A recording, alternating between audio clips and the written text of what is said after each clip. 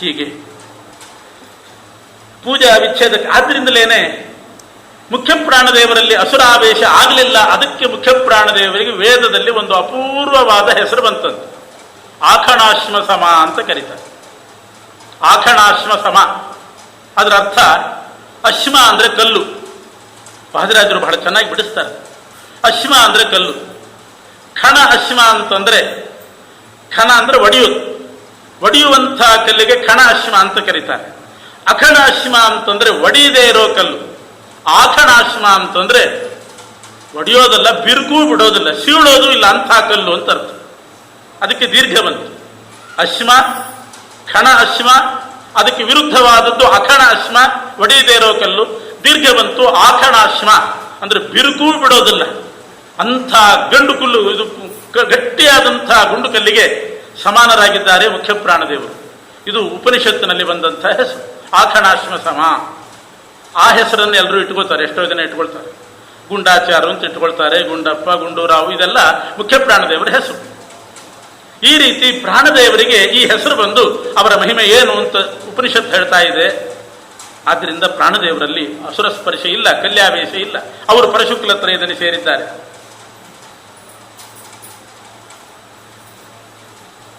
ಇಂಥ ವಾಯುದೇವರೇ ಬ್ರಹ್ಮರಾದ್ರಿಂದ ಬ್ರಹ್ಮದೇವರನ್ನ ಪರಶುಕ್ಲ ಅಂತ ಪ್ರತ್ಯೇಕ ಸಮರ್ಥನೆ ಮಾಡಬೇಕಾಗಿಲ್ಲ ಅಂದು. ಇನ್ನು ಭಾರತೀ ದೇವಿಯರು ಅವರ ವಿಷಯಕ್ಕೆ ಬಂದರೆ ಅವರು ಕೂಡ ಪರಶುಕ್ಲ ತ್ರಯದಲ್ಲಿ ಸೇರಿದ್ದಾರೆ. ಯಾಕೆ ಅಂತ ಒಂದು ಯುಕ್ತಿ ಬೇಕು. ಭಾರತೀ ದೇವಿಯರು ಅವರಿಗೆ ಯಾಕೆ ಅಸುರ ಸ್ಪರ್ಶ ಆಗೋದಿಲ್ಲ?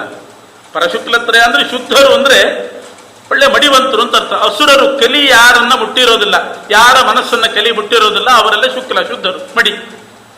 ಭಾರತೀ ದೇವಿಯರ ಮನಸ್ಸನ್ನ ಕಲಿ ಮುಟ್ಟೋದಿಲ್ಲ, ಅವರಿಗೆ ಕಲಿ ಸ್ಪರ್ಶ ಇಲ್ಲ.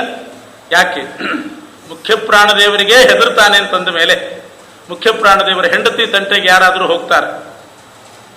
ಗಂಡ ದುರ್ಬಲನಾಗಿದ್ದರೆ ಏನಾದರೂ ಬೇಕಾದರೆ ಅವರ ಹೆಂಡತಿಯ ತಂಟೆಗೆ ಯಾರಾದರೂ ಹೋಗಬಹುದು.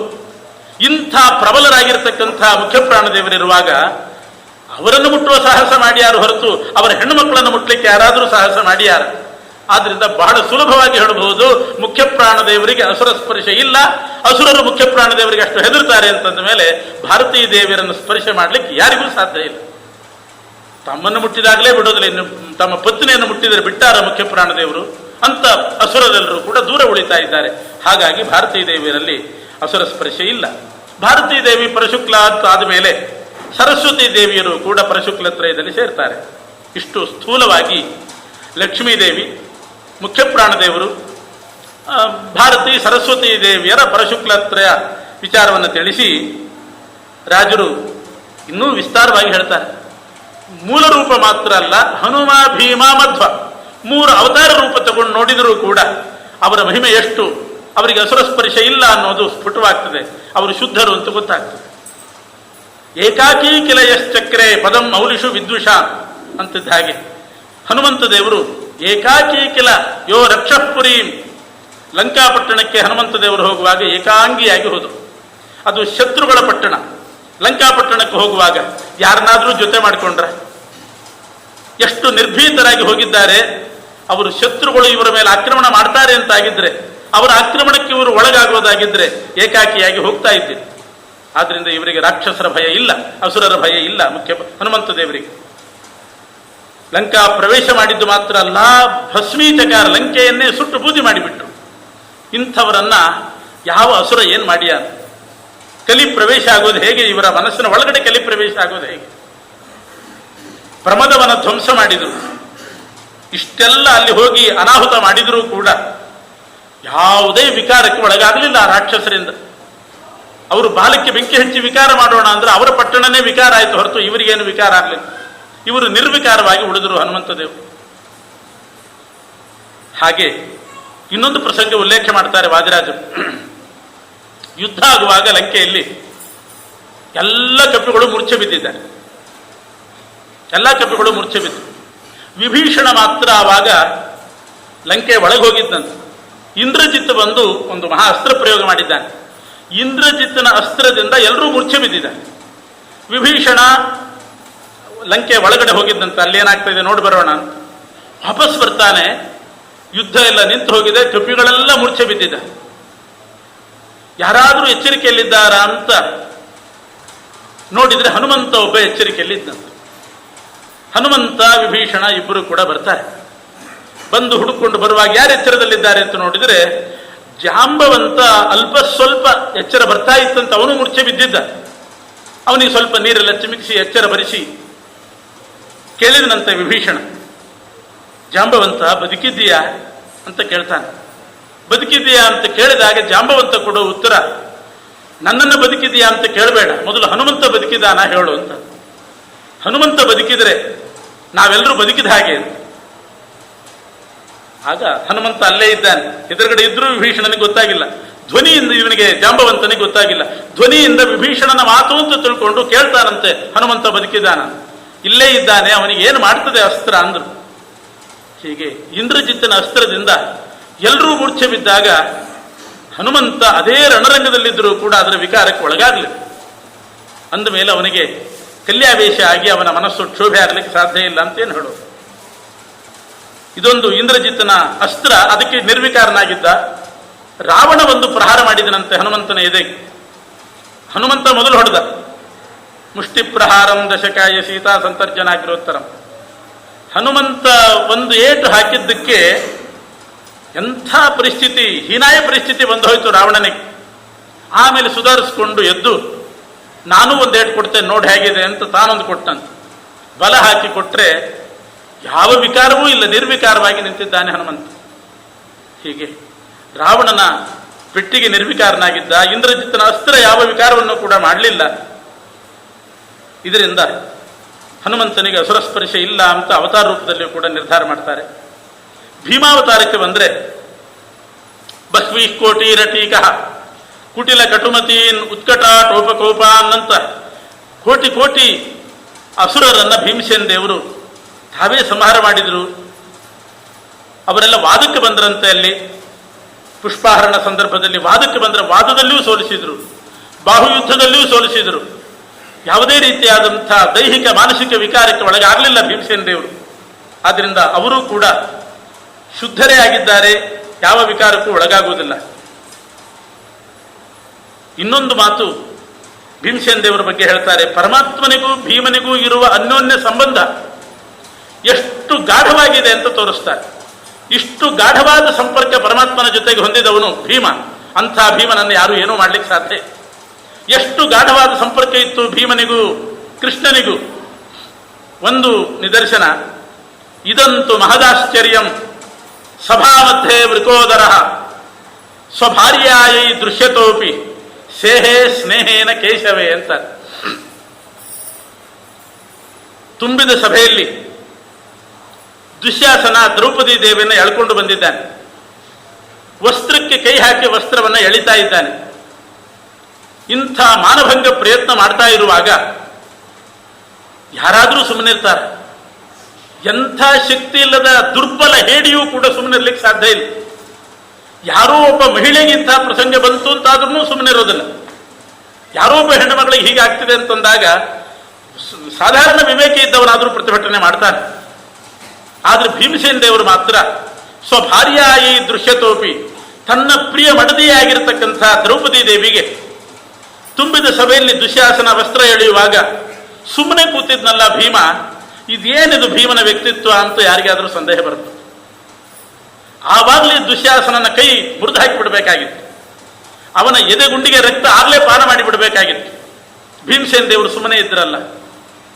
ಅದಕ್ಕೆ ವಾದಿರಾಜರು ಹೇಳೋದು, ಇದು ಅವರ ಮನಸ್ಸು, ಅವರ ಬುದ್ಧಿ ಹೇಗೆ ಯೋಚನೆ ಮಾಡಿತು ಆವಾಗ ಅನ್ನೋದನ್ನ ನಾವು ಗಮನಿಸಬೇಕಂತ.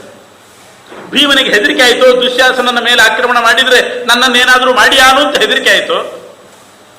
ಭೀಮಸೇನ ದೇವರಿಗೆ ಭಯ ಉಂಟೇನು?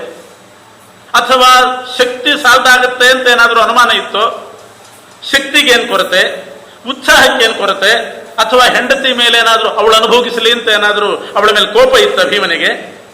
ಏನಾದರೂ ಅನ್ಯಾಯ ಮಾಡಿದ್ದ ದ್ರೌಪದಿ ದೇವಿ ಭೀಮನಿಗೆ? ಎಂಥ ಅನ್ಯೋನ್ಯ ಪ್ರೀತಿ ಇತ್ತು ಅವರಿಗೆ ಪರಸ್ಪರ. ಹೀಗಿರುವಾಗ ಒಂದು ವೇಳೆ ಪ್ರೀತಿ ಇಲ್ದಿದ್ರೂ ಇಂಥ ಸಂದರ್ಭದಲ್ಲಿ ಸುಮ್ಮನೆ ಇರೋದು. ಅಂಥದ್ದು ದ್ರೌಪದಿ ದೇವಿಗೆ ಇಂಥ ಪ್ರಸಂಗ ಬಂದಾಗ ಭೀಮಸೇನ ದೇವರು ಶಕ್ತಿ ಇದ್ದು ಧೈರ್ಯಶಾಲಿಗಳಾಗಿ ಒಳ್ಳೆ ಬಲ ಇದ್ದು, ಹೆಂಡತಿ ಮೇಲೆ ಪ್ರೀತಿ ಇದ್ದು, ಉತ್ಸಾಹ ಇದ್ದು, ಯಾಕೆ ದ್ರೌಪದಿಯನ್ನು ಉಪೇಕ್ಷೆ ಮಾಡಿ, ಆ ದುಶ್ಯಾಸನನನ್ನು ಉಪೇಕ್ಷೆ ಮಾಡಿ ಸುಮ್ಮನೆ ಕೂತರು ಅಂತಂದ್ರೆ, ಭೀಮಸೇನನ ಬುದ್ಧಿ ಎಷ್ಟು ಪರಮಾತ್ಮನಲ್ಲಿ ಆಸಕ್ತವಾಗಿದೆ, ಭೀಮನ ಭಕ್ತಿ ಎಷ್ಟು ಅಂತಂದ್ರೆ, ತನಗೆ ಹೆಂಡತಿ ಎರಡನೇ ಸ್ಥಾನ, ಮೊದಲು ಪರಮಾತ್ಮ ಮೊದಲನೇ ಸ್ಥಾನ, ಭಗವಂತನಿಗೆ ಮೊದಲನೇ ಸ್ಥಾನ, ಹೆಂಡತಿಗೆ ಆಮೇಲಿನ ಸ್ಥಾನ. ಭೀಮಸೇನ ದೇವರು ಯೋಚನೆ ಮಾಡಿದ್ರಂತೆ, ದ್ರೌಪದಿ ದೇವಿಗೆ ಹೀಗಾಗ್ತಾ ಇದೆ, ನಾನು ಸುಮ್ಮನೆ ಕೂಡೋದು ಸರಿಯಲ್ಲ, ಕೈ ಮೇಲೆ ಬರ್ತಾ ಇದೆ, ಆದ್ರೆ ಪರಮಾತ್ಮನ ಸಂಕಲ್ಪ ಏನಿದೆ ಅಂತ ನೋಡಿದ್ನಂತೆ ಭೀಮ. ಯೋಚನೆ ಮಾಡಿದ. ಭೀಮಸೇನ ದೇವರ ವೈಶಿಷ್ಟ್ಯ ಅಂದ್ರೆ, ಹರಿ ತನ್ನ ಮನಸ್ಸಿನಲ್ಲಿ ಏನೇನು ಸಂಕಲ್ಪ ಮಾಡ್ತಾ ಇರ್ತಿದ್ದ ಅದೆಲ್ಲ ಭೀಮನಿಗೆ ಗೊತ್ತಾಗ್ತಾ ಇದೆ. ಬೇರೆಯವರಿಗೆ ಪರಮಾತ್ಮನ ಸಂಕಲ್ಪ ಗೊತ್ತಾಗುವುದಿಲ್ಲ. ನಾವೇನೋ ಸಂಕಲ್ಪ ಮಾಡ್ತೀವಿ, ನರಚಿತ್ತಕ್ಕೆ ಬಂದದ್ದು ಲವಲೇಶ ನಡೆಯೋದು, ಹರಿಚಿತ್ತ ಸತ್ಯ ಹರಿಚಿತ್ತ. ಕುದುರೆ ಅಂದಾಣ ಆನೆ ಬಯಸುವುದು ನರಚಿತ್ತ, ಪಾದಚಾರಿಯಾಗುವುದು ಹರಿಚಿತ್ತ. ಮದುವೆ ಮಕ್ಕಳ ಬಯಸುವುದು ನರಚಿತ್ತ, ಬ್ರಹ್ಮಚಾರಿಯಾಗುವುದು ಹರಿಚಿತ್ತ ಅಂತ. ಹೀಗೆ ಭಗವಂತನ ಸಂಕಲ್ಪ ಚೆನ್ನಾಗಿ ತಿಳ್ಕೊಂಡಿರ್ತಾರೆ ವಾಯುದೇವರು, ನಮಗೆ ಅದನ್ನು ತಿಳ್ಕೊಳ್ಳುವ ಯೋಗ್ಯತೆ ಇಲ್ಲ. ಆದ್ರೆ ಭೀಮಸೇನ ದೇವರ ಪರಮಾತ್ಮನ ಗಾಢ ಸಂಪರ್ಕ ಸಂಬಂಧ ಇಂಥ ಕ್ಷಣ ಕ್ಷಣಕ್ಕೂ ಪರಮಾತ್ಮನ ಸಂಕಲ್ಪ ತಿಳ್ಕೊಂಡು ಸುಮ್ಮನೆ ಕೂತ್ಕೋತಾರೆ. ಆದ್ರಿಂದ ಯೋಚನೆ ಮಾಡಿದ್ರು, ಭಗವಂತನ ಸಂಕಲ್ಪ ಏನಿದೆ. ಆಗ ಕೃಷ್ಣ ಯೋಚನೆ ಮಾಡ್ತಿದ್ದಂತೆ, ದ್ರೌಪದಿ ದೇವಿಗೆ ಇಷ್ಟ ಆದರೂ ಕೂಡ ಭೀಮ ಸುಮ್ಮನೆ ಕೂತ್ರು ಒಳ್ಳೇದು. ಯಾಕೆ ಈಗಲೇ ಮಾಡಿಬಿಟ್ರೆ ದುಶ್ಯಾಸನ ಸಾಯ್ತಾನೆ, ದುರ್ಯೋಧನ ಸಾಯ್ತಾನೆ ಅಷ್ಟೇ. 18 ಅಕ್ಷೌಹಿಣಿ ಸೈನ್ಯದ ಯುದ್ಧ ಆಗಿ ಕೌರವರ ಕಡೆಯವರೆಲ್ಲ ಸಾಯ್ಬೇಕು. ಆದ್ರಿಂದ ಮಹಾಯುದ್ಧವೇ ಆಗಬೇಕು. ಈಗ ಸತ್ರ ದುಶ್ಯಾಸನ ಒಬ್ಬ ಸಾಯ್ತಾನೆ. ಮುಂದೆ ಮಹಾಯುದ್ಧ ಆಗಿ ಕುರುಕ್ಷೇತ್ರದಲ್ಲಿ ಈ ದುಶ್ಯಾಸನನನ್ನು ಸಾಯಿಸಲಿ ಅಂತ ಕೃಷ್ಣ ಯೋಚನೆ ಮಾಡ್ತಿದ್ದಂತೆ. ಅದನ್ನು ತಿಳ್ಕೊಂಡು ಭೀಮಸೇನದವರು ಸುಮ್ಮನೆ ಕೂತರು. ಹರಿಸಂಕಲ್ಪ ಇಲ್ಲ, ನಾನ್ಯಾಕೆ ಅಲ್ಲ, ತನ್ನ ಹೆಂಡತಿಗೆ ಹೀಗಾಗ್ತಾ ಇದೆಯಲ್ಲ ಅಂದ್ರೆ, ಹೆಂಡತಿಗಾದ್ರೇನಂತೆ, ಕೃಷ್ಣನ ಸಂಕಲ್ಪ ಬೇಕಲ್ಲ ಅಂತ ಯೋಚನೆ ಮಾಡಿದ್ರು ಭೀಮಸೇನ ದೇವರು. ಇದೊಂದು ಪರೀಕ್ಷೆ ಭೀಮನಿಗೆ. ಕೃಷ್ಣ ಪರಮಸಂತುಷ್ಟನಾದನಂತೆ. ಎಲ್ಲ ತನ್ನ ಹೆಂಡತಿಗೆ ಇಂಥ ಪ್ರಸಂಗ ಬಂದರೂ ಕೂಡ ನನ್ನ ಸಂಕಲ್ಪಕ್ಕೆ ಬೆಲೆ ಕೊಟ್ಟು ಭೀಮ ಸುಮ್ಮನೆ ಕೂತಿದ್ದಾನಲ್ಲ, ನಾ ಸುಮ್ಮನೆ ಕೊಡಬಾರ್ದು ಅಂತ ಕೃಷ್ಣ ಅಕ್ಷಯಾಂಬರ ತಾನು ಕೊಟ್ಟನಂತೆ. ಕೃಷ್ಣ ಅಕ್ಷಯಾಂಬರ ಕೊಟ್ಟದ್ದು ಭೀಮ ಸುಮ್ಮನೆ ಕೂತದ್ದಕ್ಕೆ, ದ್ರೌಪದಿ ದೇವಿ ವಸ್ತ್ರ ಕೊಡು ಅಂತ ಕೇಳಿದ್ದಕ್ಕೆ ಅಲ್ಲ. ಇಂಥ ಪ್ರಸಂಗದಲ್ಲಿ ನನ್ನ ಸಂಕಲ್ಪಕ್ಕೆ ಬೆಲೆ ಕೊಟ್ಟು ಭೀಮ ಸುಮ್ಮನೆ ಕೂತ, ಇಂಥ ಭೀಮನ ಪತ್ನಿಗೆ ದ್ರೋಹ ಆಗಬಾರ್ದು, ಅವಳಿಗೆ ಅವಮಾನ ಆಗಬಾರ್ದು, ನಾನು ಕೊಡ್ತೇನೆ ಅಂತ ಅಕ್ಷಯಾಂಬರ ಕೊಟ್ಟು ದುಶ್ಯಾಸನ ಸೋತು ಬೀಳೋ ಹಾಗೆ ಮಾಡಿ. ಇದು ಕೃಷ್ಣ ಮತ್ತು ಭೀಮರಿಗಿರತಕ್ಕಂಥ ಅನ್ಯೋನ್ಯ ಗಾಢ ಸಂಪರ್ಕ, ಮಾನಸಿಕವಾಗಿರತಕ್ಕಂಥ ಸಂಪರ್ಕ. ಅಂದ ಮೇಲೆ ಯಾರು ಭೀಮನ ಮನಸ್ಸನ್ನ ಪರಮಾತ್ಮನಿಂದ ವಿರುದ್ಧ ದಿಕ್ಕಿಗೆ ಎಳಿಲಿಕ್ಕೆ ಸಾಧ್ಯ? ಅವತಾರ ರೂಪದಲ್ಲೇ ಹೀಗಿದ್ದ ಮೇಲೆ ಮೂಲ ರೂಪದಲ್ಲಿ ಹೇಗಿರ್ಲಿಕ್ಕೆ ಸಾಧ್ಯ ಇಲ್ಲ? ನೋಡಿ, ಯೋಚನೆ ಮಾಡಿ. ಇಂಥ ಸಂಪರ್ಕ ಇದೆ ಅಂತ. ಹಾಗೆ ಭೀಮಸೇನ ದೇವರಿಗೆ ಎಷ್ಟು ಭಕ್ತಿ ಕೃಷ್ಣನ ಮೇಲೆ ಅನ್ನೋದಕ್ಕೆ ಇನ್ನೊಂದು ನಿದರ್ಶನ ಹೇಳ್ತಾರೆ. ಒಮ್ಮೆ ಕಾಳಿ ಸ್ವಯಂವರ ಅಂತ ಒಂದು ಸ್ವಯಂವರ ನಡೀತು. ಕಾಳಿ ಅಂದ್ರೆ ಕಾಶಿ ರಾಜನ ಮಗಳು, ಸಾಕ್ಷಾತ್ ಭಾರತೀಯ ಅವತಾರ. ಆ ಕಾಳಿ ದೇವಿಗೆ ಒಂದು ಸ್ವಯಂವರ ಮಾಡಿದ್ರು. ಎಲ್ಲ ರಾಜರು ಬಂದಿದ್ರು, ಭೀಮಸೇನ ದೇವರು ಬಂದಿದ್ರು, ಜರಾಸಂಧನು ಬಂದಿದ್ದ. ಆ ಸ್ವಯಂವರದಲ್ಲಿ ಕಾಳಿದೇವಿ, ಕಾಶಿರಾಜನ ಮಗಳು, ಮಾಲೆ ಹಿಡ್ಕೊಂಡು ಬಂದು ಭೀಮನ ಕೊರಳಿಗೆ ಮಾಲೆ ಹಾಕಿದ್ರು. ಯಾಕೆಂದ್ರೆ ಇವರು ವಾಯುದೇವರು, ಕಾಳಿದೇವಿ ಭಾರತೀ ದೇವಿ. ಆದ್ರಿಂದ ಸ್ವಯಂವರದಲ್ಲಿ ಭೀಮನಿಗೆ ಮಾಲೆ ಹಾಕಿದ್ರು. ಜರಾಸಂಧ ಭೀಮನ ಹತ್ರ ಜಗಳಕ್ಕೆ ಬಂದಂತ, ನೀನ್ಯಾಕೆ ಮಾಲೆ ಹಾಕಿಸ್ಕೊಂಡಿ ಅಂತ. ಅವಳು ಹಾಕಿದ್ಲು, ಏನ್ ಮಾಡ್ಲಿಕ್ಕೆ ಸರ್? ಭೀಮ ಅದೇ ಅಂತ, ಇಲ್ಲ ಅವಳು ಹಾಕಿದ್ಲು, ನಾನು ಹಾಕಿಸ್ಕೊಂಡು, ನೀನ್ ಯಾಕೆ ಹಾಕಿಸ್ಕೊಂಡಿ ಅಂತ. ನಾನು ಕರೆದು ಹಾಕಿಸ್ಕೊಂಡೆ, ಬಂದ್ಲು, ಹಾಕಿದ್ಲು, ನಾನು ಹಾಕಿಸ್ಕೊಂಡೆ. ಜರಾಸಂಧನ ಭಾವನೆ ಹಾಗಲ್ಲ. ನಿನಗೆ ಮಾಲೆ ಹಾಕ್ಲಿಕ್ಕೆ ಬಂದಾಗ ಜರಾಸಂಧನಿಗೆ ಹಾಕು ಅಂತ ನನಗೆ ಹಾಕಿಸ್ಬೇಕಾಗಿತ್ತು ಅಂತ, ನೀನು ಹಾಕಿಸ್ಬೇಕಾಗಿತ್ತು ನನಗೆ. ಕೆಲವರು ತೀರ್ಥ ಕೊಡ್ಲಿಕ್ಕೆ ಬಂದಾಗ ಅವ್ರಿಗೆ ಕೊಡ್ರಿ ಅಂತ ದೊಡ್ಡವ್ರಿಗೆ ಕೊಡಿಸ್ತಾರೆ, ಮೊದಲು ಅವ್ರಿಗೆ ಕೊಡಿ ಅಂತ. ಹಾಗೆ ನೀನು ನನಗೆ ಯಾಕೆ ಹಾಕಿಸಲಿಲ್ಲ ಅಂತ ಕೇಳ್ತಾನವ. ಏನ್ ಹೇಳ್ಬೇಕು? ಹೀಗೆ ಜರಾಸಂಧ ಜಗಳ ಶುರು ಮಾಡಿದನಂತೆ. ಅದು ಎಲ್ಲಿವರೆಗೆ ಪರ್ಯವಸಾನ ಆಯ್ತು ಅಂದ್ರೆ, ಮೊದಲು ವಾಗ್ಯುದ್ಧ ಆಯ್ತು. ಹರಿ ಸರ್ವೋತ್ತಮ ಅಂತ ಭೀಮಸೇನ ದೇವರು ಸಮರ್ಥನೆ ಮಾಡಿದ್ರು, ಜರಾಸಂಧನನ್ನು ಸೋಲಿಸಿದ್ರು. ಕೊನೆಗೆ ಬಾಹುಯುದ್ಧಕ್ಕೆ ಬಾ ಅಂತಾಯ್ತು. ಬಾಹುಯುದ್ಧ ಮಾಡಿದ್ರು. ಬಾಹುಯುದ್ಧದಲ್ಲೂ ಮೊದಲನೇ ಸಲ ಜರಾಸಂಧನನ್ನು ಕೆಳಗಡೆ ಬೀಳಿಸಿದ ಕೂಡಲೇ ಭೀಮಸೇನ ದೇವರು ಮೊದಲು ಮಾಡಿದ ಕೆಲಸ ಏನು ಅಂದ್ರೆ, ಜರಾಸಂಧ ಬಿದ್ದು ಕೂಡಲೇ ಅವನ ಜುಟ್ಟು ಹಿಡ್ಕೊಂಡು ಓಡಿದ್ರಂತಲ್ಲಿ. ಆ ಸ್ವಯಂವರ ಮಂಟಪದಿಂದ ಓಡ್ತಾರೆ. ಎಲ್ಲಿ ಹೋಗ್ತಿದ್ದಾರೆ ಅಂತ ನೋಡಿದ್ರೆ, ಸೀದಾ ಕಾಶಿಗೆ ಹೋಗಿ ಗಂಗಾ ನದಿಯವರೆಗೆ ಹೋಗಿ ಜುಟ್ಟು ಹಿಡಿದು ಜರಾಸಂಧನನ್ನು 3 ಸಲ ಮುಳುಗಿಸಿದ್ರು. ಯಾಕೆ ಅಂದ್ರೆ, ಭೀಮನಿಗೆ ಮನಸ್ಸಿನಲ್ಲಿ ಒಂದು ಸಿಟ್ಟು ಕೂತಿತ್ತಂತೆ. ಜರಾಸಂಧ ಎಷ್ಟೋ ಬಾರಿ ಗಂಗಾ ನದಿಯ ಮೇಲೆ ಅಡ್ಡಾಡಿದ್ದಾನೆ, ಒಂದು ಸಲವೂ ಗಂಗಾ ಸ್ನಾನ ಮಾಡಿದವನಲ್ಲ. ಯಾಕೆ ಅಂದ್ರೆ, ಗಂಗಾ ವಿಷ್ಣು ಪದೀಕಿಲ. ಗಂಗಾ ಅಂದ್ರೆ ಏನದು? ತ್ರಿವಿಕ್ರಮ ದೇವರ ಪಾದ ತೊಳೆದ ನೀರು. ಭಗವಂತನ ಪಾದ ತೊಳೆದ ನೀರು ತ್ರಿವಿಕ್ರಮ ದೇವರು ಪಾದ ಮೇಲೆ ಕೆತ್ತಿದಾಗ ಬ್ರಹ್ಮದೇವರು ತೊಳೆದ್ರಂತೆ, ಅದೇ ಗಂಗಾ ನದಿಯಾಗಿ ಹರಿತು. ಇದು ಭಗವಂತನ ಪಾದೋದಕ ಅಂತ ತಿಳ್ಕೊಂಡು ಜರಾಸಂಧ ಗಂಗಾ ನದಿಯಲ್ಲಿ ಸ್ನಾನ ಮಾಡಿದ್ದಿಲ್ಲ ಅಂತ. ಎಲ್ಲೆಲ್ಲಿಂದ ಗಂಗಾ ಸ್ನಾನಕ್ಕೆ ಅಂತ ಹೋಗಿ ಬರ್ತಾರೆ, ಆ ಗಂಗಾ ನದಿ ತೀರದಲ್ಲೇ ಓಡಾಡಿದವನು ಒಂದು ಸಲವೂ ಮುಳುಗಿಲ್ಲ. ಇದು ಭೀಮಸೇನ ದೇವರಿಗೆ ಬಹಳ ಸಿಟ್ಟು ಬಂದಿತ್ತು. ಸಿಗಲಿ ಅವನು ಅಂತ ಕಾಯ್ತಿದ್ರು. ಈ ಕಾಳಿ ಸ್ವಯಂವರದಲ್ಲಿ ಸಿಕ್ಕಿನೋ ಇಲ್ಲೋ ಮೊದಲು ಅವನನ್ನು ಜುಟ್ಟು ಹಿಡ್ಕೊಂಡು ಹೋಗಿ ಗಂಗಾ ನದಿಯಲ್ಲಿ ಮುಳುಗಿಸಿದ್ರಂತೆ. ಎಷ್ಟು ಅವಮಾನ ಆಗಬೇಡ, ಇದು ದೊಡ್ಡ ಅವಮಾನ ಅವನಿಗೆ. ಅದು ಗಂಗಾ ನದಿಯನ್ನ ಅವಮಾನ ಮಾಡಿ ಬಿಟ್ಟಿದೆಯಲ್ಲ ಅಂತ. ಅಮಜ್ಜಯ ಜರಾಸಂಧಂ ಬಲಾತ್ತಂ ಜಾಹ್ನವೀ ಜಲೆ, ಬಲಾತ್ಕಾರ ಮಾಡಿ ಮುಳುಗಿಸಿ, ಇದಕ್ಕಿಂತ ಮತ್ತೊಂದು ಸೋಲ ಅವನಿಗಿಲ್ಲ. ಯಾಕೆ? ಹರಿದ್ವೇಷಿ ಅವನು. ಶಿವನೇ ಸರ್ವೋತ್ತಮ ಅಂತ ಹೇಳ್ಕೊಂಡು ಹರಿದ್ವೇಷ ಮಾಡಿ ಹರಿಯ ಪಾದೋದಕ ಗಂಗೆಯನ್ನ ನೋಡ್ತಾನೂ ಇದ್ದಿಲ್ಲ. ಅಂಥವನನ್ನು ಮುಳುಗಿಸಿ ಸರಿಯಾದ ಪ್ರತೀಕಾರ ಮಾಡಿದ್ರಂತೆ. ಇಷ್ಟು ಭೀಮಸೇನ ದೇವರಿಗೆ ಪರಮಾತ್ಮನಲ್ಲಿ ಭಕ್ತಿ ಇರುವಾಗ ಯಾರು ಅವರ ಮನಸ್ಸನ್ನ ಕ್ಷೋಭೆಗೊಳಿಸಲಿಕ್ಕೆ ಸಾಧ್ಯ ಪರಮಾತ್ಮನ ವಿಷಯದಲ್ಲಿ? ಆದ್ದರಿಂದ ಅವರಿಗೆ ಶುದ್ಧ ಬುದ್ಧಿ, ಪರಮಾತ್ಮನ ವಿಷಯದಲ್ಲಿ ಶುಕ್ಲರಾಗಿದ್ದಾರೆ, ಶುದ್ಧ ಬುದ್ಧಿ ಉಳ್ಳವರಾಗಿದ್ದಾರೆ ಅಂತ ಕರೀತಾರೆ.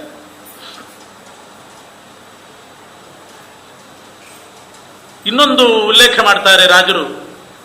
ದ್ರೌಪದಿ ಸ್ವಯಂವರ ಆಗುವಾಗ ಆ ಸ್ವಯಂವರದಲ್ಲಿ ಎಲ್ಲರೂ ಕೂಡ ಪಾಲ್ಗೊಂಡಿದ್ರು. ಒಂದು ಬಾಣ ಬಿಟ್ಟು ಆ ಮತ್ಸ್ಯಯಂತ್ರವನ್ನು ಭೇದಿಸಬೇಕಾಗಿತ್ತು. ಯಾರ್ಯಾರಿಗೂ ಆಗಲಿಲ್ಲ. ಕೊನೆಗೆ ಅರ್ಜುನ ಹೋಗಿ ಮತ್ಸ್ಯಯಂತ್ರವನ್ನು ಭೇದಿಸಿ ತಾನು ಗೆದ್ದ. ಭೀಮಸೇನ ದೇವರೇ ಹೋಗ್ಬೇಕಾಗಿತ್ತು. ಯಾಕೆ? ದ್ರೌಪದಿ ದೇವಿ ಅಂತಂದ್ರೆ ಮುಖ್ಯವಾಗಿ ಅವರು ಭಾರತೀ ದೇವಿ. ಭೀಮನಿಗೂ ಹೆಂಡತಿ ಆಗಬೇಕಾದವಳೆ ದ್ರೌಪದಿ. ಅಂದಮೇಲೆ ಭೀಮ ತಾನೇ ಹೋಗಿ ಆ ಬಾಣ ಹೂಡಿ ಮತ್ಸ್ಯಯಂತ್ರ ಭೇದಿಸಬಹುದಾಗಿತ್ತು. ಹಾಗಿದ್ರು ತನಗೆ ಪತ್ನಿನೇ ಯಾರು? ದ್ರೌಪದಿ ದೇವಿ. ಅಸ್ತ್ರವಿದ್ಯೆ ಗೊತ್ತಿದ್ದಿಲ್ವೋ ಭೀಮನಿಗೆ? ಎಲ್ಲ ಗೊತ್ತಿತ್ತು, ಸರ್ವಜ್ಞ. ಇಂಥದ್ದು ಗೊತ್ತಿಲ್ಲ ಅಂತಿಲ್ಲ. ಅವಳು ತನ್ನ ಹೆಂಡತಿ ಆಗಬೇಕಾದವಳೆ, ಮುಖ್ಯವಾಗಿ ಭಾರತೀ ದೇವಿ. ಉಳಿದವರದ್ದು ಆವೇಶ, ಶಚಿ, ಶ್ಯಾಮಲಾ, ಉಷಾ ಇವರ ಆವೇಶ ಇತ್ತು. ಅಂದ್ರೆ ಯಾಕೆ ಭೀಮ ಹೋಗಲಿಲ್ಲ? ಇದೊಂದು ಪ್ರಶ್ನೆ ಹಾಕೊಂಡು ವಾದಿರಾಜರು ಬಹಳ ಚೆನ್ನಾಗಿ ಉತ್ತರ ಕೊಡ್ತಾರೆ. ಅರ್ಜುನನಿಗೆ ಕೀರ್ತಿ ಬರಲಿ ಅಂತಿತ್ತಂತೆ. ಅರ್ಜುನನಿಗೆ ಕೀರ್ತಿ ಬರಬೇಕು. ಅರ್ಜುನನಿಗೆ ಯಾಕೆ ಕೀರ್ತಿ ಬರಬೇಕು ಅಂತಂದ್ರೆ, ಕೃಷ್ಣ ಅರ್ಜುನನ ಮೇಲೆ ಪ್ರೀತಿ ಮಾಡ್ತಿದ್ದಂತೆ. ಕೃಷ್ಣನಿಗೆ ಬೇಕಾದವನು ಅರ್ಜುನ ಅಂತ ಇಟ್ಟುಕೊಂಡು ಭೀಮಸೇನ ದೇವರು ಆ ಅರ್ಜುನನಿಗೆ ಪ್ರೀತಿ ಬರಲಿ ಅಂತ ತಾನು ಭೀಮಸೇನ ಆ ಬಾಣ ಸ್ವಯಂವರದಲ್ಲಿ ಬಾಣ ಎತ್ತಲಿಕ್ಕೆ ಹೋಗಲಿಲ್ಲ. ಅರ್ಜುನನಿಗೆ ಕೀರ್ತಿ ಬರಲಿ. ಯಾಕೆ? ಕೃಷ್ಣನಿಗೆ ಪ್ರೀತಿ ಪಾತ್ರನಾಗಿದ್ದಾನೆ. ಇಷ್ಟು ದೂರದೃಷ್ಟಿಯಿಂದ ವಿಚಾರ ಮಾಡ್ತಕ್ಕಂಥವ್ರು. ತನ್ನದೇ ಕೀರ್ತಿ ಬರುವ ಪ್ರಸಂಗ ಇದ್ದರೂ ಕೂಡ ತನ್ನ ತಮ್ಮನಾದಂಥ ಅರ್ಜುನನಿಗೆ ಬರಲಿ, ಯಾಕೆಂದ್ರೆ ಕೃಷ್ಣನಿಗೆ ಬೇಕಾದವನು. ಇಂಥ ಮನೋಭಾವ ಯಾರು ಮಾಡ್ತಾರೆ? ತನಗೆ ಬರಲಿ ಅಂತ ಯೋಚನೆ ಮಾಡ್ತಾರಷ್ಟೇ ಹೊರತು ತಾನು ದೂರ ಉಳ್ಕೊಂಡು ಅರ್ಜುನನಿಗೆ ಕೀರ್ತಿ ತಂದು ಕೊಡ್ತಿದ್ದ. ಅದು ಕೃಷ್ಣನ ಮೇಲಿನ ದೃಷ್ಟಿಯಿಂದ. ಇಷ್ಟು ಭಕ್ತಿ ಉಳ್ಳಂಥ ಭೀಮಸೇನ ದೇವರಿಗೆ ಪರಮಾತ್ಮನ ವಿಷಯದಲ್ಲಿ ಎಂದೂ ಕೂಡ ಅನ್ಯಥಾಮತಿ ಬಂದಿಲ್ಲ. ಹೀಗೆ ಭೀಮಸೇನ ದೇವರ ಕೆಲವು ಮಹಾಭಾರತದಲ್ಲಿ ಬರುವ ಅಂಶಗಳನ್ನು ಉಲ್ಲೇಖ ಮಾಡಿ ಅವರ ಪರಶುಕ್ಲತ್ವವನ್ನು ನಿರೂಪಣೆ ಮಾಡಿದರು.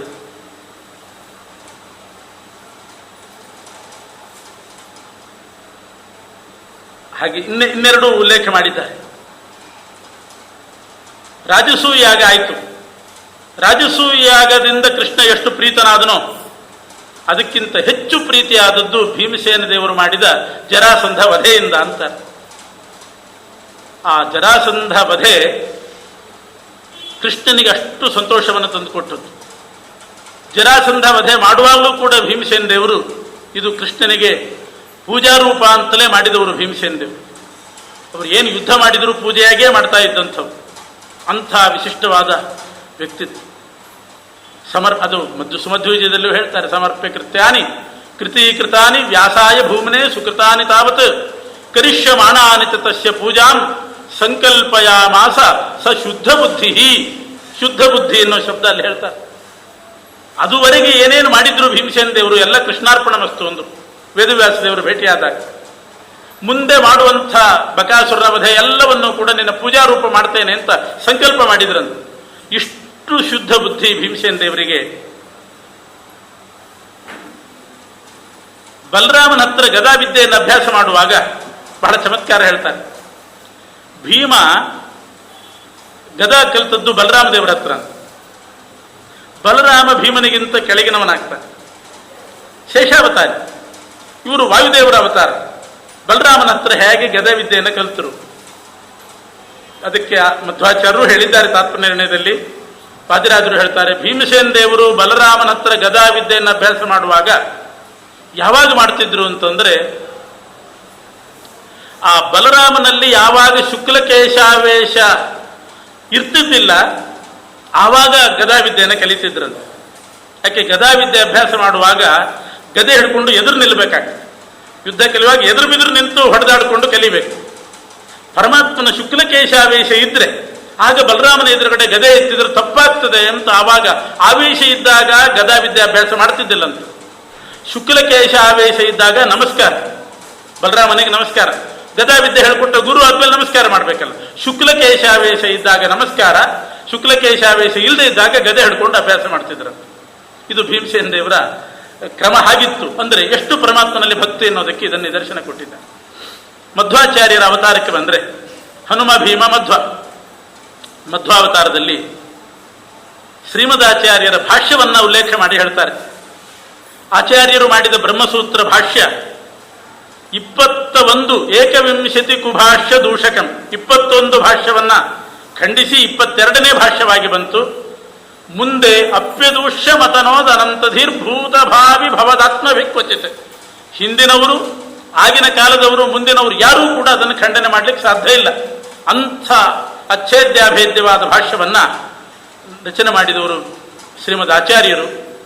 ಆಸೇತು ಹಿಮಾಚಲ ಸಂಚಾರ ಮಾಡಿದರು. ಎಷ್ಟು ಪ್ರಮಾಣ ಬಾಣಗಳನ್ನೇ ಶತ್ರುಗಳ ಮೇಲೆ ಹಾಕಿದರು. ಯಾರೂ ಕೂಡ ಇವರನ್ನು ಏನೂ ಮಾಡಲಿಕ್ಕೆ ಸಾಧ್ಯ ಆಗಲಿಲ್ಲ. ಬೇಕಾದಷ್ಟು ಪ್ರಯತ್ನ ನಡೀತು. ಇವರು ದ್ವೈತ ಸಿದ್ಧಾಂತ ಪ್ರಸಾರ ಮಾಡಿದ್ದಕ್ಕೆ ಕುಹಕಿಗಳು ಬೇಕಾದಷ್ಟು ಪ್ರಯತ್ನ ಮಾಡಿದರು. ಆದರೆ ವೀರಾವೇಶದಿಂದ ಧೈರ್ಯಶಾಲಿಗಳಾಗಿ ಅದರಲ್ಲಿ ಯಾವ ರೀತಿಯ ಹೊಂದಾಣಿಕೆ ಇಲ್ಲದೇನೆ ತಮ್ಮ ಸಿದ್ಧಾಂತವನ್ನು ಪ್ರಸಾರ ಮಾಡಿದರು. ಅವರ ಮೇಲೇನೆ ಆಕ್ರಮಣ ನಡೀತು. ಗ್ರಾಮೇ ಗ್ರಾಮೇ ವಾರ್ಯತಾಂ ಮಾನನೇಶಾಂ, ಪೂರ್ವಂತ ಎಲ್ಲೆಲ್ಲಿ ಹೋದ್ರೆ ಅವ್ರು ಯಾರು ಅವರಿಗೆ ಸತ್ಕಾರ ಮಾಡಬಾರದು. ಅವರ ಮೇಲೆ ಮಾಟ ಮಂತ್ರಗಳನ್ನು ಮಾಡೋದು. ಷಟ್ಕರ್ಮ ಅಗ್ನೇಹಿ ದಿವ್ಯ ಮಂತ್ರೌಷಧಾಢ್ಯೈಹಿ, ಇದನ್ನೆಲ್ಲ ಮಾಡಿದರು. ಮಾಟ ಮಂತ್ರಗಳನ್ನು ಮಾಡೋದು, ಅವರ ಮೇಲೆ ಇದ್ದದ್ದು ಇಲ್ಲದೇ ಇದ್ದ ದೋಷಗಳನ್ನು ಆರೋಪ ಮಾಡೋದು. ಸಂತೋ ವಾಪಿ ಮಧ್ಯಸ್ಥಲೋಕೆ, ಆರೋಪ ಮಾಡಿ ಇದ್ದದ್ದು ಇಲ್ಲದ ಸಂತಹ ಅಸಂತಹ ಇದ್ದದ್ದು ಇಲ್ಲದೆ ಇದ್ದದ್ದು ದೋಷಗಳನ್ನೆಲ್ಲ ಹೇಳೋದು. ಏನೆಲ್ಲ ಮಾಡಿದ್ರು, ಗ್ರಂಥ ಕದ್ರು, ಏನು ಮಾಡಿದ್ರು ಅವರ ಸಿದ್ಧಾಂತವನ್ನ ಅವರು ಪ್ರಸಾರ ಮಾಡದೇ ಇರುವಂತೆ ಅಡ್ಡಗಟ್ಟಲಿಕ್ಕೆ ತಡಿಲಿಕ್ಕೆ ಮಧ್ವಾಚಾರ್ಯನ ಯಾರಿಗೂ ಕೂಡ ಸಾಧ್ಯವಾಗಲಿಲ್ಲ. ಆದ್ದರಿಂದ ಅವರ ಗ್ರಂಥವನ್ನು ಕೂಡ ಖಂಡಿಸಲಿಕ್ಕೆ ಆಗಲಿಲ್ಲ, ಅವರನ್ನೂ ಏನೂ ಮಾಡಲಿಕ್ಕೆ ಆಗಲಿಲ್ಲ. ಈ ರೀತಿಯಾದ ಶ್ರೀಮಧ್ವ ಶುದ್ಧ ಬುದ್ಧಿಸ್ತು, ಮಧ್ವಾಚಾರ್ಯರು ಕೂಡ ಶುದ್ಧ ಬುದ್ಧಿ ಉಳ್ಳವರೇ. ಅವರ ವಾಣಿ ಅಷ್ಟು ಶುದ್ಧ. ಮುಂದೆ ಬ್ರಹ್ಮಪಟ್ಟಕ್ಕೆ ಬರುವವು ಅವರೇ ಹೇಳ್ತಾರೆ, ಬ್ರಹ್ಮದೇವರು ಹೇಳ್ತಾರೆ, ನ ಭಾರತೀ ಮೇಂಗ ಮೃಷೋಪಲಕ್ಷ್ಯತೆ, ನನ್ನ ವಾಣಿ ಒಂದೇ ಒಂದು ಪರಮಾತ್ಮನಿಗೆ ವಿರುದ್ಧವಾದ ಮಾತನ್ನು ಆಡೋದಿಲ್ಲ, ಅಷ್ಟು ಶುದ್ಧವಾಗಿದೆ ನನ್ನ ನಾಲಿಗೆ ಅಂತ ಬ್ರಹ್ಮದೇವರು ಹೇಳ್ತಾರೆ. ಆ ಪದವಿಗೆ ಬರ್ತಕ್ಕಂಥ ವಾಯುದೇವರ ಬಾಯಿಂದ ಬಂದ ಮಾತು, ಮಧ್ವಾಚಾರ್ಯ ಬಾಯಿಂದ ಬಂದ ಮಾತು ಒಂದೇ ಒಂದು, ಅಶುದ್ಧವಾದದ್ದಿಲ್ಲ, ಖಂಡನೀಯವಾದದ್ದಿಲ್ಲ. ಅಪಶಬ್ದ ಇವಾಗಿಲ್ಲವೆಂದು ರಾಮನ ಅನುಕರಿಸಿದ ಅಂತ ಹನುಮಂತನ ಬಾಯಲ್ಲಿ ಒಂದೇ ಒಂದು ಅಪಶಬ್ದ ಬರಲಿಲ್ಲಂತ. ಅಷ್ಟು ಶುದ್ಧವಾದ ಮಾತುಳ್ಳವರು ಪರಮಾತ್ಮನ ವಿಷಯದಲ್ಲಿ. ಶುದ್ಧ ಬುದ್ಧಿಸ್ತು ಅಂತ ಭಾಷ್ಯವನ್ನಿಟ್ಟುಕೊಂಡು ಹೇಳ್ತಾರೆ. ಮಧ್ವಾಚಾರ್ಯರಿಗೂ ಪರಮಾತ್ಮನಿಗೂ ಎಷ್ಟು ನಿಕಟ ಸಂಬಂಧ ಅನ್ನೋದನ್ನು ಕೂಡ ತಿಳಿಸ್ತಾರೆ. ಭೀಮನಿಗೂ ಕೃಷ್ಣನಿಗೂ ಇದ್ದ ಹಾಗೆ ಮಧ್ವಾಚಾರ್ಯರಿಗೂ ಕೃಷ್ಣನಿಗೂ ಎಂಥ ನಿಕಟ ಸಂಪರ್ಕ ಅನ್ನೋದಕ್ಕೆ ವಾದಿರಾಜರು ಹೇಳೋದು, ಇಂಥ ಭಾಷ್ಯವನ್ನೆಲ್ಲ ರಚನೆ ಮಾಡಿದ ಹರಿಸರ್ವೋತ್ತಮತ್ವವನ್ನು ಸ್ಥಾಪನೆ ಮಾಡಿದಂಥ ಮಧ್ವಾಚಾರ್ಯರು ಉಡುಪಿಯಲ್ಲಿದ್ದಾರೆ ಅಂತ ಹೇಳಿ ದ್ವಾರಕೆಯ ಕೃಷ್ಣ ಉಡುಪಿವರೆಗೆ ಬಂದಂತೆ. ನಾವಾ ಸೇವಾತುರಂ ದ್ರಷ್ಟುಕಾಮೋ ದಾಮೋದರ ಪ್ರಭು, ತನ್ನ ಸೇವೆಯಲ್ಲಿ ಆಸಕ್ತರಾಗಿದ್ದಾರೆ, ಅದರಿಂದ ಅವರನ್ನು ಕಂಡು ಬರಬೇಕು ಅಂತ ಕೃಷ್ಣ ತಾನಾಗೆ ತಾನು ನಾವಾ ಅಂದ್ರೆ ದೋಣಿಯಲ್ಲಿ ಹಡಗಿನಿಂದ ಸೇವಾತುರಂ ದ್ರಷ್ಟುಕಾಮೋ ದಾಮೋದರ ಪ್ರಭು ದ್ವಾರಾವತಿಯಿಂದ ಇಲ್ಲಿಗೆ ಬಂದಿದ್ದಾನೆ. ಅದಕ್ಕೆ ಅಂತಾರೆ ಸಮಧ್ವನಾಥ ಯತ್ರಾಸ್ತಿ ತದ್ ರಜತ ಪೀಠಪುರಂ ಗರಿಯ. ಮಧ್ವಾಚಾರ್ಯರಿಗೆ ನಾಥನಾದಂಥ ಕೃಷ್ಣ ಬಂದಿದ್ದಾನೆ, ಮಧ್ವಾಚಾರ್ಯ ಇದ್ದಾರೆ ಅಂತ ಬಂದಿದ್ದಾನೆ, ಅವರಿಗೆ ನಾಥನಾಗಬೇಕು ತಾನು ಅಂತ ಬಂದಿದ್ದಾನೆ. ಅದು ಉಡುಪಿಯ ವೈಶಿಷ್ಟ್ಯ ಅಂತ ಹೇಳ್ತಾ ಕೃಷ್ಣ ಈ ರೀತಿ ಒಲಿದು ಬಂದಿದ್ದಾನೆ ಶ್ರೀಮದ್ ಆಚಾರ್ಯರಿಗೆ. ಇಷ್ಟು ಪ್ರಿಯರಾದಂಥ ಮಧ್ವಾಚಾರ್ಯರು ಭಗವಂತನ ವಿಷಯದಲ್ಲಿ ಶುದ್ಧ ಬುದ್ಧಿ ಉಳ್ಳವರು. ಇವತ್ತಿಗೂ ಕೂಡ ಬದರಿಕಾಶ್ರಮದಲ್ಲಿ ಇನ್ನೂ ಇದ್ದಾರಂತೆ ಶ್ರೀಮದಾಚಾರ್ಯರು. ಅದ್ಯಾಪಿ ಬದರಿ ಶೈಲೆ ಬದರಿ ಷಂಡ ಮಂಡಿತೆ ಮಧ್ಯೆ ಮುನೀನಾಂ ಅಧ್ಯಾಸ್ತೆ ವಿದ್ವಾನ್ ವ್ಯಾಸಸ್ಯ ಸನ್ನಿಧೌ. ಇವತ್ತಿಗೂ ಕೂಡ ವ್ಯಾಸರ ಸನ್ನಿಧಾನದಲ್ಲಿ ಮೂಲ ರೂಪಕ್ಕೆ ಐಕ್ಯ ಹೊಂದಿಲ್ಲ, ಇನ್ನೂ ಮೂಲ ರೂಪಕ್ಕೆ ಹೋಗಿಲ್ಲ ಮಧ್ವಾಚಾರ್ಯ. 36,000 ವರ್ಷ ಅಲ್ಲೇ ಇರ್ತಾರಂತೆ ಬದರಿಕಾಶ್ರಮದಲ್ಲಿ, ಉತ್ತರ ಬದರಿಕಾಶ್ರಮದಲ್ಲಿ. ಅನಂತರ ಮೂಲ ರೂಪಕ್ಕೆ ಹೋಗಿ ಸೇರು. ಆದರೆ ಈ ಕಡೆ ಬಂದಿಲ್ಲ ಅಷ್ಟೇನೆ, ಅಲ್ಲೇ ಇದ್ದಾರೆ. ಗೊತ್ತು ಅವರ ಸಿದ್ಧಾಂತ ಪ್ರಸಾರ ಆಗ್ತಾ ಇದೆ, ಟೀಕಾ ಟಿಪ್ಪಣಿಕಾರರೆಲ್ಲ ಬರ್ತಿದ್ದಾರೆ ಅಂತ ಗೊತ್ತು. ಆದ್ರಿಂದ ನಿಶ್ಚಿಂತರಾಗಿ ಅಲ್ಲಿದ್ದಾರೆ. ಅಂತೂ ಅದ್ಯಾಪಿ ಬದರಿ ಶೈಲೆ ಬದರಿ ಷಂಡ ಮಂಡಿತೆ ಮಧ್ಯೆ ಮುನೀನ ಋಷಿಗಳ ಮಧ್ಯದಲ್ಲಿ ವ್ಯಾಸರ ಸನ್ನಿಧಾನದಲ್ಲಿ ಇದ್ದಾರೆ. ಅಷ್ಟು ವ್ಯಾಸರಿಗೆ ಅತ್ಯಂತ ಪ್ರಿಯರಾಗಿ ಅಲ್ಲಿರ್ತಕ್ಕಂಥವ್ರು. ಇಂಥವರ ಮನಸ್ಸನ್ನ ಕೆಡಿಸಲಿಕ್ಕೆ ಸಾಧ್ಯ ಇಲ್ಲ ಅಂತ ಹೇಳಿ ಮೂಲ ರೂಪದ್ದು ಹೇಳಿದ್ರು, ಅವತಾರ ರೂಪದ್ದು ಹೇಳಿದ್ರು, ಸಮಾಧಾನ ಆಗಲಿಲ್ಲ. ಮತ್ತೆ ಮೂಲ ರೂಪಕ್ಕೆ ಬಂದರು ವಾದಿರಾಜ. ಪುನಃ ಮೂಲ ರೂಪದ ಮುಖ್ಯ ಪ್ರಾಣದೇವರ ವೈಶಿಷ್ಟ್ಯ ಇನ್ನೂ ಹೇಳ್ತೇನೆ ಎಂದರು. ಉಪನಿಷತ್ತಿನಲ್ಲಿ ಶಾಂತಿ ಮಂತ್ರ ಅಂತ ಪ್ರತಿಯೊಬ್ಬರೂ ಕೂಡ ಪಠನ ಮಾಡ್ತಾರೆ. ಶನ್ನೋ ಮಿತ್ರ ಶಂ ವರುಣ ಶನ್ನೋ ವಿಷ್ಣು ಬೃಹಸ್ಪತಿ ಎಲ್ಲ ಹೇಳಿ ಶನ್ನೋ ವಿಷ್ಣು ರುರುಕ್ರಮ, ಎಲ್ಲಾ ದೇವತೆಗಳು ನಮಗೆ ಸುಖ ಉಂಟು ಮಾಡಲಿ ಅಂತ ಪ್ರಾರ್ಥನೆ ಮಾಡಿದರು. ಶನ್ನೋ ವಿಷ್ಣು ಉರುಕ್ರಮ, ಉರು ಪರಾಕ್ರಮಶಾಲಿಯಾದ ವಿಷ್ಣುವು ನಮಗೆ ಸುಖ ಕೊಡ್ಲಿ ಅಂತ ಪ್ರಾರ್ಥನೆ ಮಾಡಿ ಆಮೇಲೆ ನಮಸ್ಕಾರ ಮಾಡುವಾಗ ಮೊದಲು ವಿಷ್ಣುವಿಗೆ ನಮಸ್ಕಾರ ಮಾಡ್ತೇವೆ. ನಮೋ ಬ್ರಹ್ಮಣೇ, ಕೇವಲ ಬ್ರಹ್ಮ ಶಬ್ದ. ನಮೋ ಬ್ರಹ್ಮಣೇ, ಇದು ಪರಮಾತ್ಮನಿಗೆ ನಮಸ್ಕಾರ. ಆಮೇಲೆ ವಾಯುದೇವರಿಗೆ ನಮಸ್ಕಾರ. ಪರಮಾತ್ಮನಿಗೆ ಆದ ಕೂಡಲೇ ಮುಂದೆ ಮಾಡೋದು ನಮಸ್ತೆ ವಾಯೋ, ನಮೋ ಬ್ರಹ್ಮಣೇ ನಮಸ್ತೆ ವಾಯೋ, ವಾಯುದೇವರಿಗೆ ನಮಸ್ಕಾರ. ಅದನ್ನು ವಾಯುದೇವರನ್ನ ಕರೆದು ಮಾಡ್ತೇವೆ. ವಾಯುದೇವರೇ ನಿಮಗೆ ನಮಸ್ಕಾರ. ಪರಮಾತ್ಮನನ್ನು ಹಾಗೆ ಕರೆದು ಮಾಡೋದಿಲ್ಲ, ವಾಯುದೇವರಿಗೆ ಕರೆದು ಮಾಡ್ತೇವೆ. ನಮಸ್ತೆ ವಾಯೋ, ವಾಯುದೇವರೇ ನಿಮಗೆ ನಮಃ. ಯಾಕೆಂದ್ರೆ ಶ್ವಾಸೋಚ್ಛ್ವಾಸ ಮಾಡಿಸ್ತಾ ಪ್ರತ್ಯಕ್ಷವಾಗಿ ಪ್ರತಿಯೊಬ್ಬರಲ್ಲಿ ವಾಯುದೇವರಿದ್ದಾರೆ. ಆದ್ರಿಂದ ನಮಸ್ತೆ ವಾಯೋ. ಯಾಕೆ ನಿಮಗೆ ನಮಸ್ಕಾರ? ತ್ವಮೇವ ಪ್ರತ್ಯಕ್ಷಂ ಬ್ರಹ್ಮಾಸಿ, ಅದಕ್ಕೆ ಕಾರಣ ಬೇರೆ. ನಮೋ ಬ್ರಹ್ಮಣೇ ನಮಸ್ತೆ ವಾಯೋ ತ್ವಮೇವ ಪ್ರತ್ಯಕ್ಷಂ ಬ್ರಹ್ಮಾಸಿ, ನೀವು ಪ್ರತ್ಯಕ್ಷ ಬ್ರಹ್ಮರಾಗಿದ್ದೀರಿ, ಆದ್ರಿಂದ ನಿಮಗೆ ನಮಸ್ಕಾರ. ಏನು ಪ್ರತ್ಯಕ್ಷ ಬ್ರಹ್ಮ ಅಂದ್ರೆ? ಅಲ್ಲಿ ನಮೋ ಬ್ರಹ್ಮಣೆ ಅಂತ ಬರೇ ಬ್ರಹ್ಮ ಶಬ್ದ, ಇಲ್ಲಿ ತ್ವಮೇವ ಪ್ರತ್ಯಕ್ಷಂ ಬ್ರಹ್ಮಾಸಿ ಅಂದ್ರೆ ವಾಯುದೇವರೇ ನೀವು ಪ್ರತ್ಯಕ್ಷ ಬ್ರಹ್ಮ ಅಂದ್ರೆ ಭಗವಂತನಿಗೆ ಮುಖ್ಯ ಪ್ರತಿಮಾ ಸ್ಥಾನೀಯರಾಗಿದ್ದೀರಿ.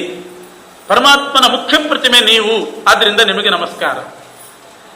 ಹೀಗೆ ವಾಯುದೇವರಿಗೆ ನಮಸ್ಕಾರ ಮಾಡುವಾಗಲೇ ಎಲ್ಲೇ ವಾಯುದೇವರನ್ನು ಕಂಡ್ರೆ ಹೀಗೆ ನಮಸ್ಕಾರ ಮಾಡಬೇಕಂತ.